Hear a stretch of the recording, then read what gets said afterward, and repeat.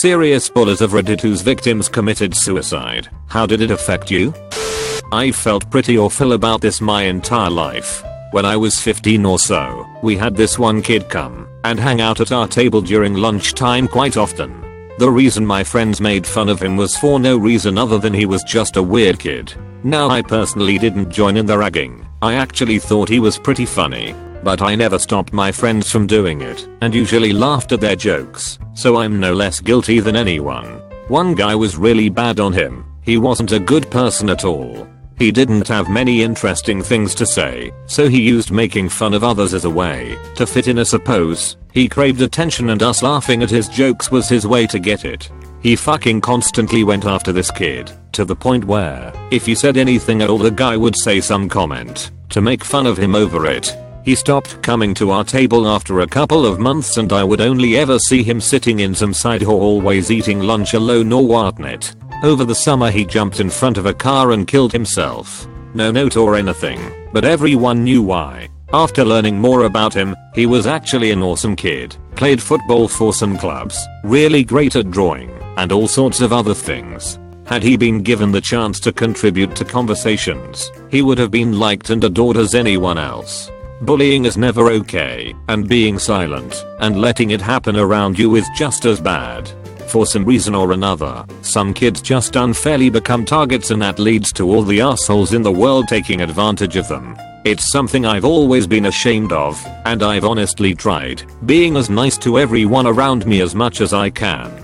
But there was literally dozens of moments I could have told my friends to cut it out, and they would have listened to me. But I didn't. I never said anything. I just always let that shit happen around me. Rip Steve. When I was in high school I was kind of a hybrid weird kid / bully. There was this senior who always used to fuck W me. I think his name was Glenn. He used to punch me in the arm, back, whatever, full force out of nowhere, and tease me about anything and everything. One day I had enough and went full bully mode on him. I'm pretty physically imposing now, but I wasn't then, so my weapon of choice was wit. I proceeded to just fucking destroy him. I tore into him for like 10 minutes. I blasted everything about him from his physical appearance, intelligence, and socio-economic standing. I ended W, the most fucked up thing you can say to a person. Nobody would give a shit if you killed yourself. That weekend he hung himself in his closet, W his karate belt. There was some fucked up suicide pact going on in my high school and nobody who heard me lay into him thought it was my fault. It still really fucked me up for years. I started using, and the guilt just ate me up. I've since got my shit together, but I think about the last words I said to that kid almost every single day. Wherever you are, Glenn, whatever the reason, I hope you're at peace. I was a bully from grades 2 to 8, reaching a peak at about grade 5, and decided consciously to stop being mean around grade 7. I was a young girl. My parents divorced the summer before grade 1. I had 3 older brothers who took it hard, so did I, and were rough with me. I learned to defend myself, became quite physically strong, and because I felt powerless in my home life I chose to find a sense of power in the schoolyard. I was physically abusive, punching, pushing, tipping people's desks over, wrecking kids' projects, and had a sharp tongue. I would go out of my way to sniff out insecurities and say any mean things I could to make a kid cry. It was quite mean.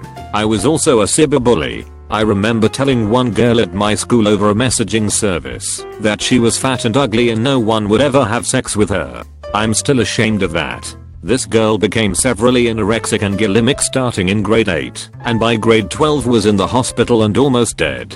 I tried to reach out and apologize and be there for her. At this point I had done a 180 after heavy therapy in my earlier years, but I understood why she didn't want to talk to me. I saw her last year on my walk to work, and I smiled and said hi. She had a baby in a stroller. I was really happy for her, but I still feel guilt for being such an awful human growing up. There are still a handful of people who have a very low opinion of me, although I came around and made a public apology for being a shitty person. But hurts run deep. There was a girl named Carrie in my elementary school who was always considered a bit off, really quirky, and she didn't really have a lot of friends. Granted, I wasn't popular at that point in my life either, so Carrie kind of hung out with the people that I did. I remember her being bullied, and the leader of my group was mean to her as well. I may have laughed at the stuff said to her, but I never said any of the mean comments. Like others in this situation, I was too much of a wimp and afraid to turn into the target, to stand up for her. That being said, her and I did hang out outside of school and I did consider her a friend. Plus, at the end of 6th grade, most of us would divide up and go on to middle school, so I just assumed we would all start fresh. The summer before middle school started, I found out that she had died. We were told that it was a freak accident, that she was wearing a scarf while jumping on the top bunk bed in her room, and her scarf got caught on her ceiling fan that was on, and she hung to death. I don't believe that story for a second. Like I said, I hung out with her and had been to her house. There wasn't any room for her to be jumping on her top bunk. I really believe she committed suicide because of the bullying, and I still feel terrible when I think about this. I went on to be the recipient of some brutal bullying that resulted in my own suicidal thoughts and self-mutilation, so looking back, I wish I had been tougher because I ended up knowing her pain. It sucks. It's one of the absolute worst feelings in the world. RIP, Carrie. I'm sorry. I should have been a better friend to you. So, I got bullied a lot, and then turned the tables and unknowingly, and then knowingly, became the bully. He killed himself after. I got tormented by a kid 1 year younger than me in elementary school. Non-stop. I was in 5th grade and already getting bullied. Weird name, poor family, so I had cheap and nerdy clothes, etc. by my own grade. Then, he started in on me because I was an easy target. I took it for a few months because I had no choice. Finally, I was in a trailer bathroom. School had run out of capacity, so most of our classes were in trailers, including the bathroom, and he pushed me while I tried to frantically leave. I didn't know what to do, but he pushed me pretty hard. Without thinking, I kid slapped him in the face. I don't think anyone had ever responded that way, and he just started to tear up, almost cry, but not yet. I had a nervous laughter, and still do, and I jetted out of there. I then turned the tables. Next thing you know, I was calling him pretty boy, and his buddy had seen me hit him. Well, the name stuck, and now everyone started picking on him. A lot. Of course I baited it on. So I became a bully w/o, really knowing it, because it was easier to pile onto someone else's misery than face up to my own. Well, his parents pulled him from school about a year later. He moved districts because of me. I'm so ashamed of my 5th grade self that it is sad. I wish I could have known that he was only picking on me because he probably had a rough life that I did not know about. I just used it as an easy out. He killed himself in 8th grade. I will never really forgive myself, but I will hope to teach my children that bullies are bullies because they have larger issues that we don't know about. Sorry for the rant, but this hit home. I hate looking back knowing that I was once a bully. There was a girl a year behind me in an all-girls private school who didn't have a lot of friends and was very shy. Some of my friends and I were in the same after-school club as her, Macup Club.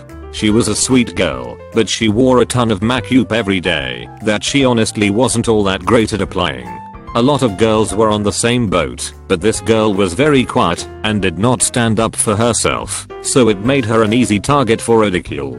No one knew her well at all, so people would call her names behind her back. My friends coined the nicknames Cake Face and Robot Girl because of her very thin rigid figure and the layers of Macup she applied to her face. I never took part in this until my best friend did, and I would laugh along when my friends shouted Cake Face down the hallway. Never said anything because the girl would just smile back and walk away. I always figured she had a good friend group somewhere else, and because of that the bullying never got to her. She was always so kind and always smiled. Anyways, me and a few of my friends ended up getting kicked out of the school after that year for something completely unrelated, but the bullying was perpetuated by girls much more popular than I, so they had a lot more each and the bullying became much more cruel than I ever thought it could get. And it all began with the names my friends had called her, and I had laughed at these names and said nothing to stop them.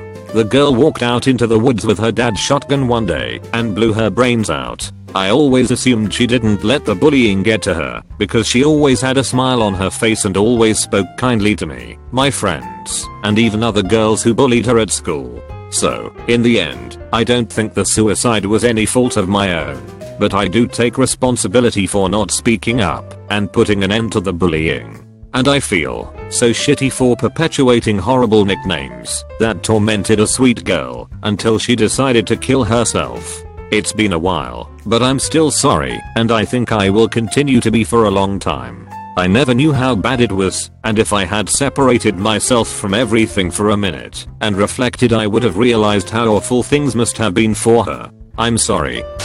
I may be a bit late to the thread, but here's my story. In 5th grade, a new kid came to my school who wasn't in the best shape, was rather large, and he got a lot of bullying coming into the school. People would make fun of his size, while I stood there just watching it.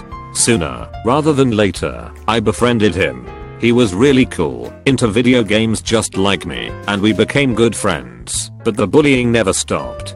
His anger spiraled out of control. He started gaining more weight more rapidly than before. Shut himself from everyone, except for me really. 6th grade came around, and we were sitting at lunch. Everyone at the table was making fun of him, calling him fat, and the like, and I got fed up with it. I stood up for him, finally, after not saying anything for a regretful while. My popularity level crumpled in on itself, and we both began to take heat. Later that day he thanked me, with tears in his own eyes, that no one has ever done anything like that for him in 6 years.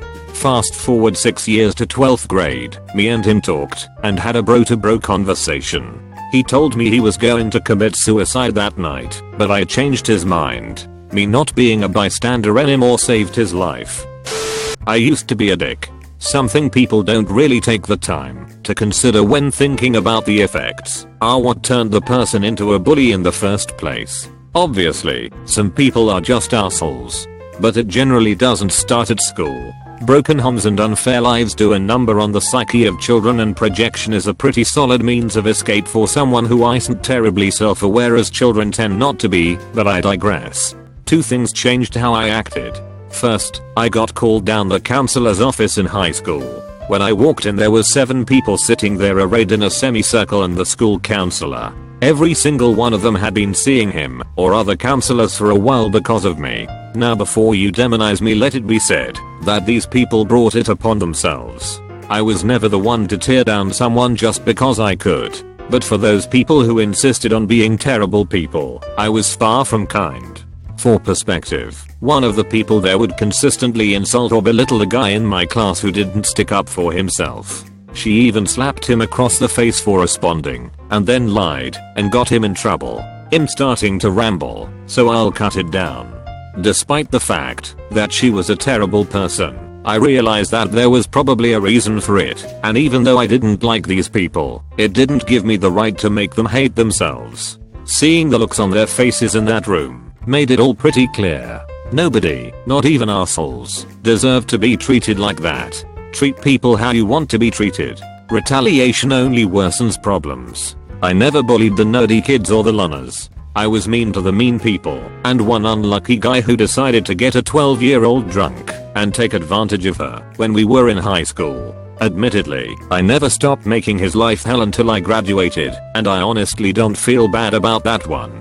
Later on in my teen years, I tried mushrooms, and after a night of epiphanies and introspection, I realized how I treated others was more a reflection of me than it was of them. I stopped talking behind people's backs. I started being friendly. I go out of my way to make strangers feel good if they look like they're not having a great day. In general, I'm not an advocate for drugs, so please don't take this as such. I did mushrooms maybe 3 times and haven't touched them in close to a decade, and I'm sure there are many other catalysts for introspection.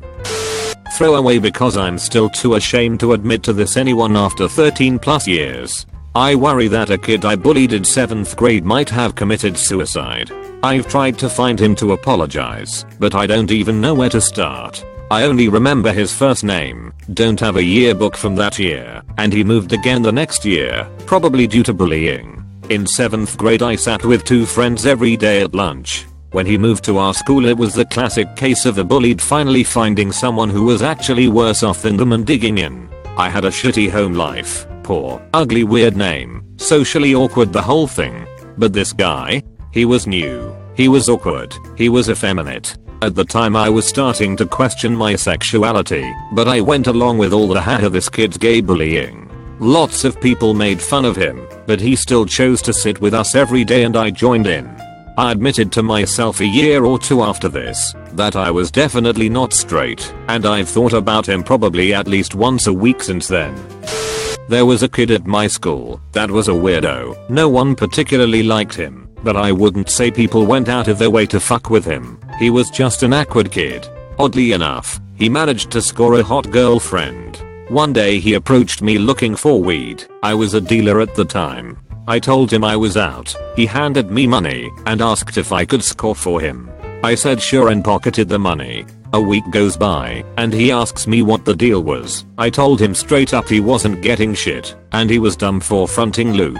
Now, I didn't think much of it because someone did that shit to me early on and I learned from that experience never to front. A week later his girlfriend breaks up with him. Kid tries to drive his car off a highway overpass into oncoming traffic. When that failed due to the concrete barrier, he dived headfirst off the bridge. After that, I had to walk across the overpass every day OMW home from school. His parents would leave fresh flowers twice a week 4 years afterward. Every time I passed those flowers I would stop and look and remember that I was a complete fucking asshole to this kid. By no means was it my fault he did this, but I definitely contributed to his mindset when he jumped.